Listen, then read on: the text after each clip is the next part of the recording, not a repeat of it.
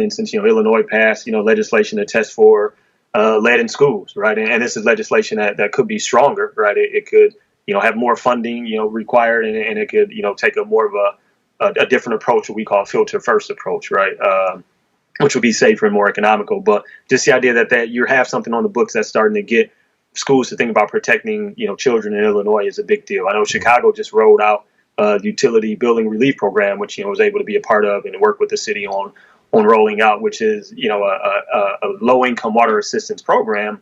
But if you're enrolled in it and you pay your reduced bill over a certain amount of time on time, you get full forgiveness of your bill right after a course of time if you paid it, right? So your bill could be $10,000, right? That could have been attached to you for years, but if you can, pay this minimal amount over the course of X amount of time, right, you can get that wiped clean, right? And I think that's a big success to move in the direction of affordability, right? And even speaking on that, right, there was legislation passed that's going to require the state of Illinois to do a statewide affordability study on drinking water, right? So to look across the state and say, okay, this is the state of water affordability right now, and this is the direction we need to go in to make it more affordable. And that's huge for the state to be able to say, okay, we're actually going to pay attention and look into this. And then I think the biggest news, which came last week, was Chicago announcing the implementation of a lead service line replacement program, which is going to be huge. Chicago has the most lead service lines in the country,